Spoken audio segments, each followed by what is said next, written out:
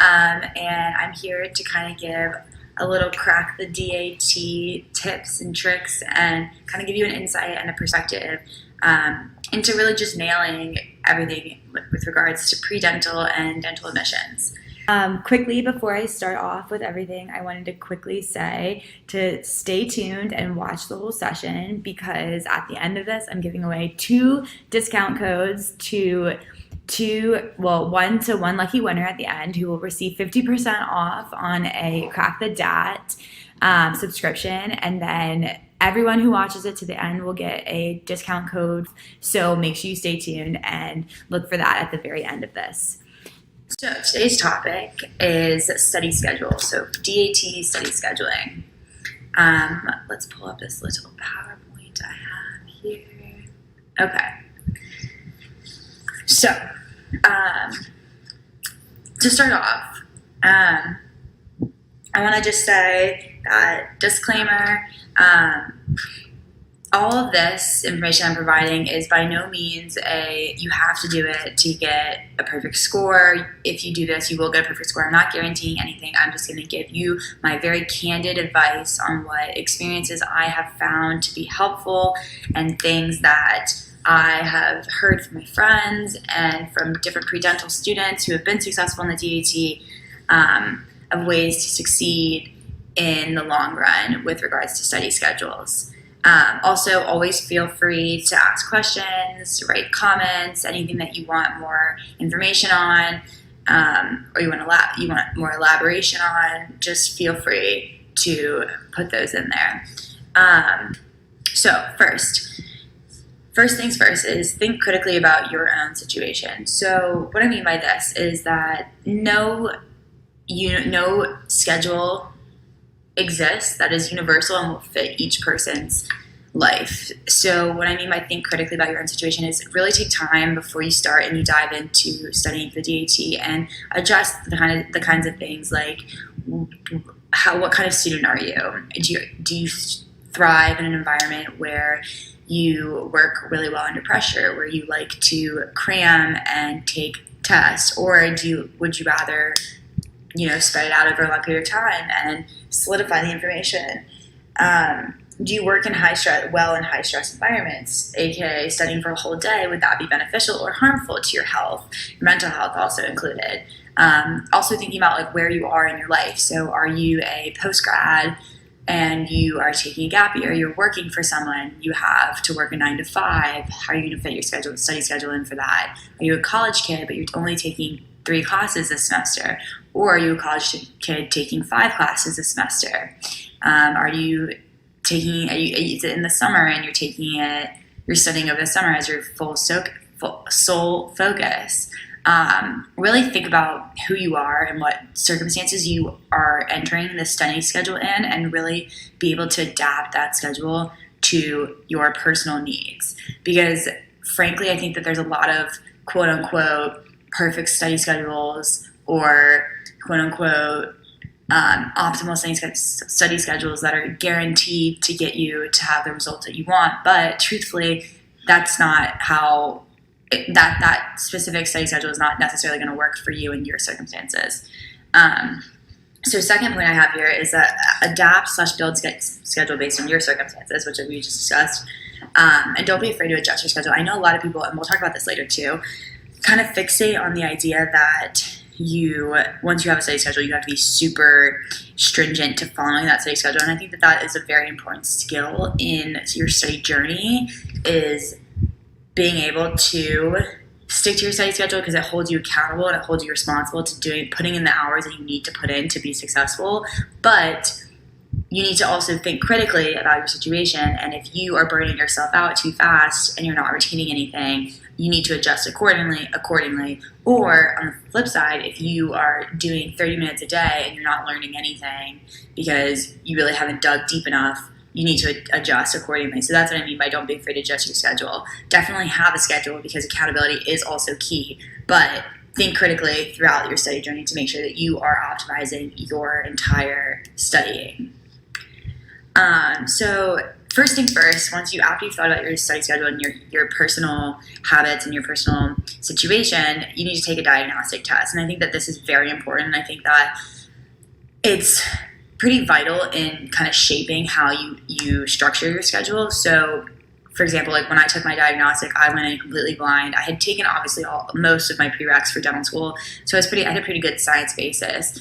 I'd never even maybe I'd seen a couple here and there PAT practice problems, but I'd never really dived in. And when I took the diagnostic, I was like, wow, okay, I need to put some more effort into the PAT. I did not even know that was what I was going to be thrown at. So after you take your diagnostic, what is a huge portion of taking your diagnostic is being able to identify your strengths and your weaknesses.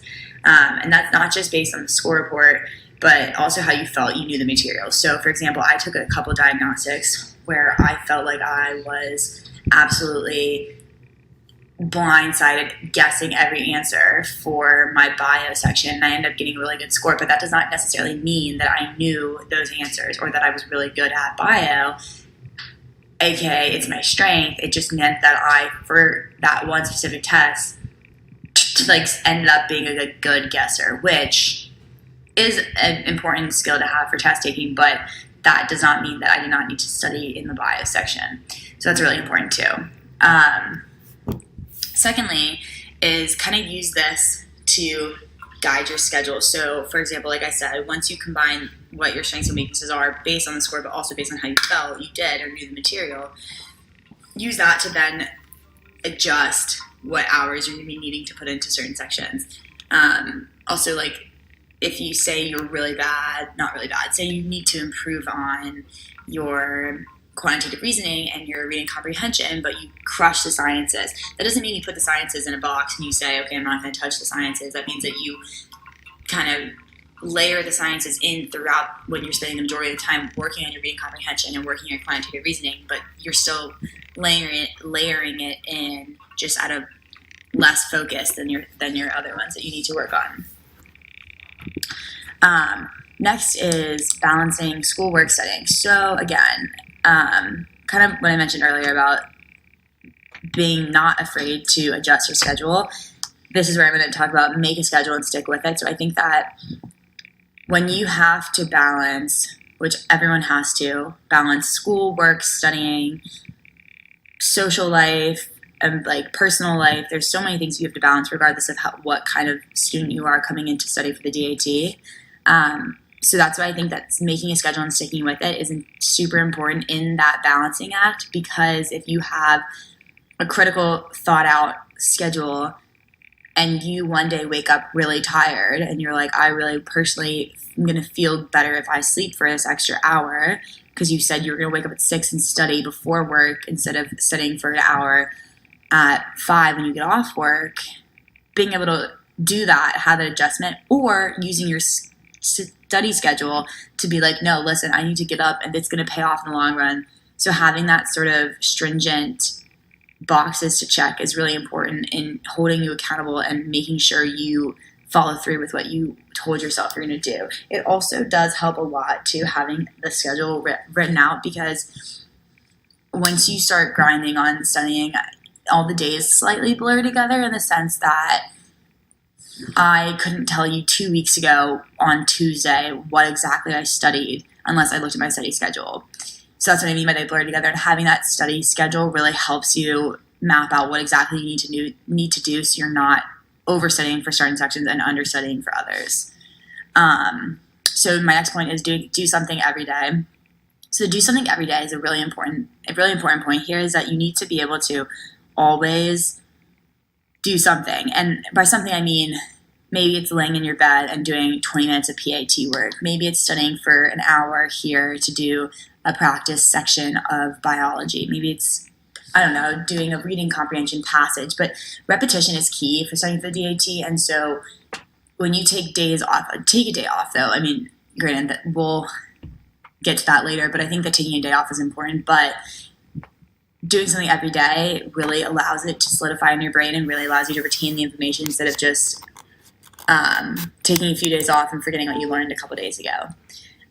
So my next point is try not to overwhelm or underwhelm yourself. So that's a pretty important point too. So what I mean by overwhelm or underwhelm yourself is if you have, say you're working, I keep bringing this up, I know I'm just trying to fit different niches, but say you're working 9 to 5 and you tell yourself you're going to study for 3 hours every day from, say it takes an hour for you to commute home and make dinner and eat dinner. So you say you're going to study from 6 to 9, but if you have to work out or see your friends or whatever, and then you want to get back up at 7 to work out, and you're going to bed at midnight because of extraneous things you have to do, and then you're getting less sleep and you're not used to that sleep, your body's reacting poorly to that, you're overwhelming yourself, and you want to be able to make sure you adjust to that. But at the same flip side, don't say I'm going to do 30 minutes of bio practice or 30 minutes of practice every day, and then you're saying, again, I'm not retaining any of this because I'm not repeating myself enough to have significant outcome. And then exactly, last point, find what works for your situation. So this is a common theme, but just being able to think critically about you and your personal situation, your work, your life, your workout routine, whatever you do that makes you you and makes you tick, being able to adjust your study schedule to make sure you figure out how to balance all of it. And that's really something that you're going to have to yourself look into and really be introspective about that.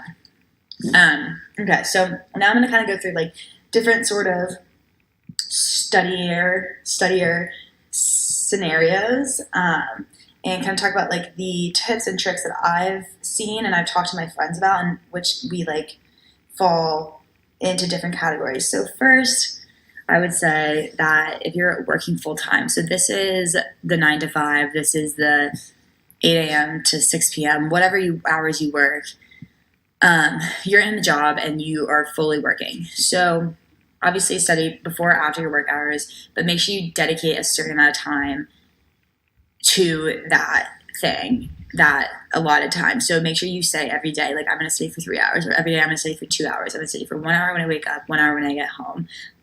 Just, again, making sure you very consistently place that marker in. Use the weekends wisely. This is something that has been really emphasized to me from my friends who were both full-time students and full-time employees, is that your weekends need to become your best friend, in the sense that they need to become the time that you take those full-length practice tests that take a whole day, whole morning, where you need to sit down and really practice and do the whole test, so you build up that stamina and you build up that endurance to do a longer test, standardized test like the DAT is.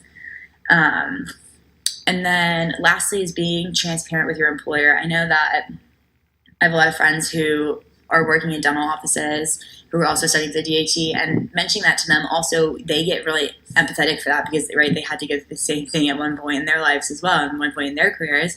So they're empathetic for that, and they also bring up interesting things in relation to how it also relates to their practice, or oh, I had this tip and trick, and they also then get more. If you mention that you were really tired, you aren't performing as well because you're studying for this, it just to me it just brings out a way better relationship between you and your employer, and that's really important, especially when you're going through a stressful time studying for the DAT. So next part is the full-time college student. So this was as I was in college when I was studying for the DAT. I didn't fully start studying it. We'll talk about this after because I'm the last minute studier. But the full-time college student, one of my friends did this.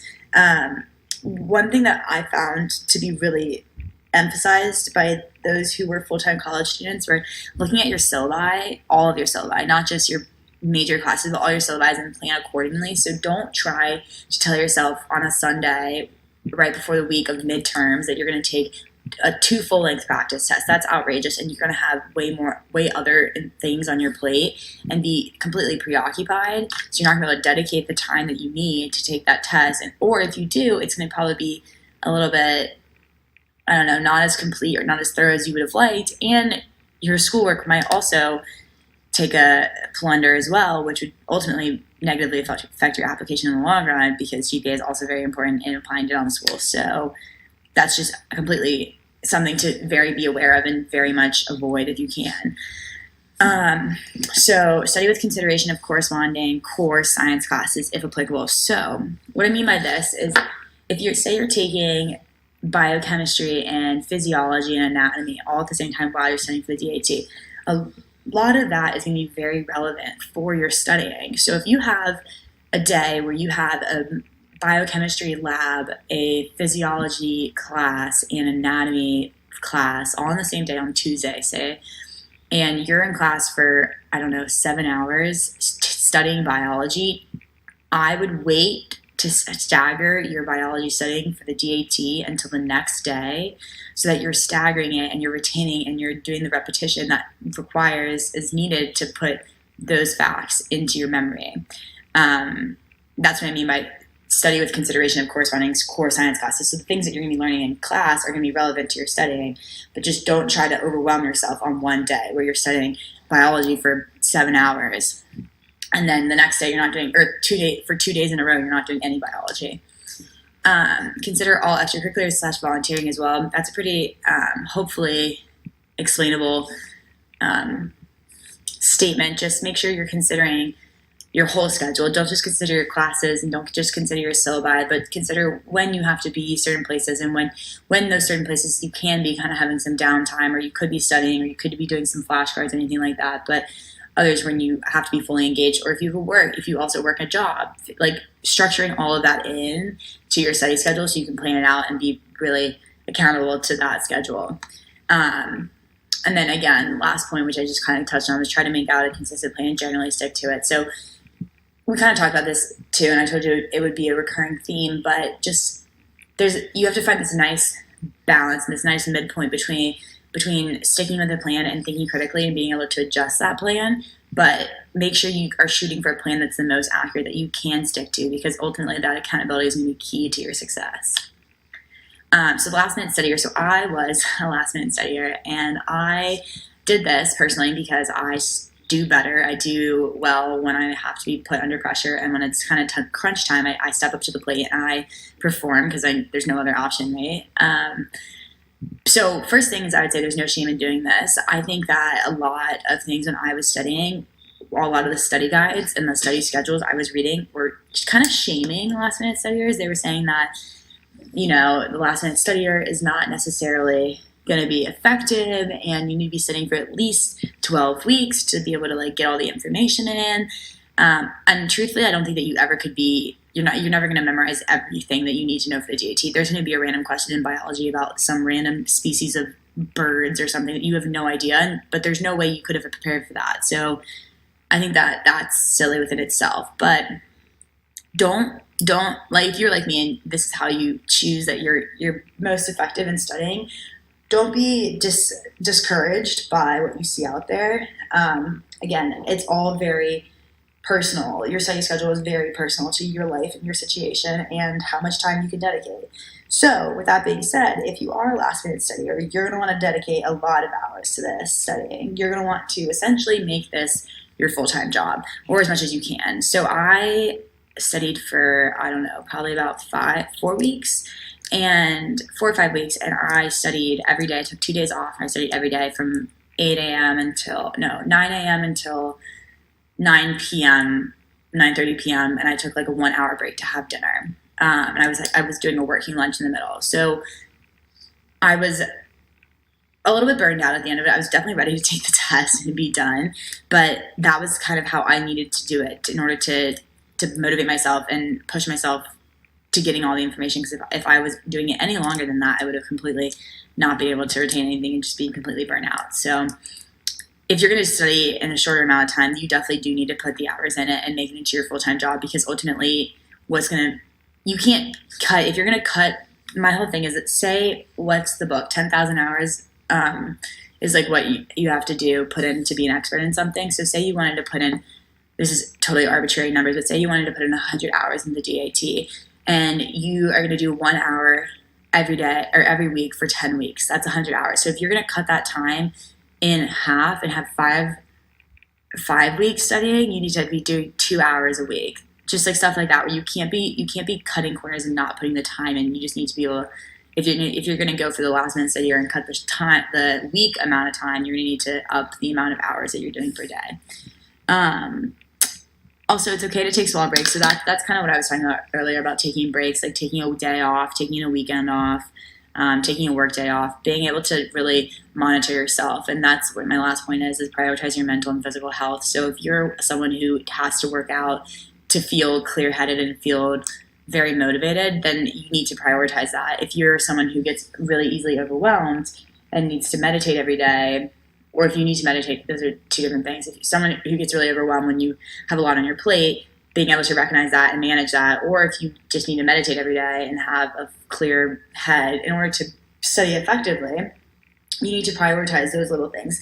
Don't cut corners to study and fit more hours in studying, because ultimately your mental and your physical health is going to be what is reflective in how well you can perform and how well your body is going to be able to put up for you. So lastly, I think this is, my last little section is take two. So this is someone who's already taken the DAT, and I think that also, amazingly, you are in a really unique situation if you've already taken it and this is your second go around. Because you have done the full test and you've gotten a score report and you can see exactly what you need to do. All diagnostic tests are just baselines. They're guesses. They're very educated guesses because there's a lot of data into how you arrive at a score. But this is the real deal. So first, I would say, is reflect on how the test day went. So that's kind of, by this question, there's a lot of, and one of the podcasts we're going to do later, one of the live broadcasts we're going to do later this summer is about the test day. And there's a lot of nuances to the test day that I had no idea what to expect going into it. And coming out of it, I could have done a lot of things differently.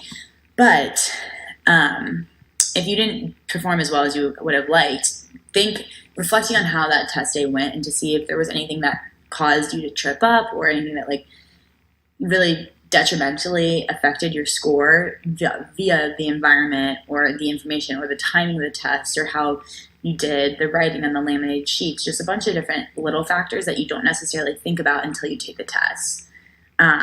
So reflect on that. And then secondly, and ultimately very important, is reflecting on the score report. So see what areas that you did not perform as high as you would have liked and targeting those. And tackle those problem areas really hard is what I would suggest, is that now that you have an official score report under your belt, taking those scores and looking at problem areas and then really aggressively attacking those. And then I would say with your, because you also ultimately have already studied for the DAT once. So you're not starting new, you're not doing a baseline, you're starting with a very solid foundation on studying. So you just need to really polish up the areas that you performed well in, because you don't want to forget everything that you had already learned, but then tackling the areas that you did not perform as well in very aggressively so that you can get those areas up while maintaining the other areas that you performed how you wanted to, keep them at the level that you performed. And then obviously once you get to that approach, once you get to that kind of full, well-rounded approach to studying, then that's when you need to use similar approaches to what we talked about earlier. So take that and then think critically about your situation, and then take the time to sit down and figure out what's going on with your life, what's going on in your circumstances, and then choose the type of studier you want to be, and then build your study schedule. But that, once you get to that point, it's kind of similar to what we had talked about earlier, so I'm not going to repeat all of that. So lastly, kind of as a little wrap-up point, just some general tips about creating the study schedule is use downtime to do a lot of your PAT stuff. So a lot of your PAT generators and stuff, it's a lot of repetition. It's a lot of just familiarizing yourself with how those questions work. And so I definitely did a lot. I did some days and some half days where I was studying just PAT, but I also, every time before I went to bed, I would spend 20 minutes looking at PAT questions and generators, and then I would spend every working lunch looking at PATs. It was and the app on your phone with Crack the DAT is incredible for all of that. So doing that is such an awesome use of your time and also very effective to upping your PAT score, but that doesn't necessarily need to be specifically scheduled into your DAT study schedule. Additionally, review. The majority of my studying personally was reviewing the questions that I had gotten wrong, also even gotten right but had guessed on. So don't sit there just doing as many questions as you can is what you need to do, because you need to get exposed to all the questions, but being able to go through and review those questions is even more important. And that's how that relates to studying scheduling, is that you could take a practice test or take a practice test section, and then the next day, don't review it that day because you have it fresh in your mind. and you can review it the next day. Or you could just be like, I'm going to take the bio review this morning and dedicate my 3 hours to doing that and reviewing it very hard. But so being able to think critically about your review sessions along with your study sessions, don't just block times to take tests, block times to also review it. Watch explanation videos. Also, that is an incredible tool and also helps so much in the long run. So you're not just reading something and regurgitating, you're actually learning, you're trying to understand what's happening. So this explanation videos is also an incredible resource, and definitely look for kind of anchoring that into your study schedule as well. And then ultimately, set a test date and stick to it. You will be prepared, I promise you. I think everyone, honestly, I've ever talked to kind of feels like either I'm so ready to just take this and be done, or it's a mix between that and I'm not prepared at all. But you're going to have both of those feelings, and you're going to do well, and because you prepared, and if you've stuck to your study schedule and you've critically thought about it and you've critically adjusted it and you've really put the effort and time into it, you will be prepared. You just need to stick to your test date. Ultimately, trying to push it back or saying you're not prepared and altering your study schedule to add or take away weeks just gets more confusing and adds more stress to your life than you need at this time. So now that we've come to the end of the podcast, thank you guys so much for listening. We are going to give away the coupons and the discount codes. So I'm going to pick one $50 or 50% off winner from the listeners who have stayed tuned in. That will be announced in the comments. And then I will DM you via the Crack the DAT account and give you the information on how to redeem that. But for everyone else, even if you stayed tuned in and you did not win the 50% off coupon, everyone gets a 10% off coupon code. So if you go sign up for Crack the DAT, and use the coupon code STUDYDAT now. That'll be open for a week. So starting today and going until next Tuesday, you can use this coupon code, share it with your friends, give it to anyone you would like, and just really use it and join and sign up for Study for DAT now, because it's one of the most incredibly resources and will really help you in the long run. Also for questions, just keep putting them in here. We will keep writing them in the comments. I will go through all of them and collect them and have answers for all of them beginning of next week's podcast. So come back and tune in next week at 8 p.m. next Wednesday, and I will answer all of those questions and give a good, thorough discussion to those as well. So I'll let the questions kind of keep coming in before I sign off. So I guess that's it. That's our time for today. So I just want to say thank you guys for tuning in and for joining us on our first live broadcast of Crack the DAT.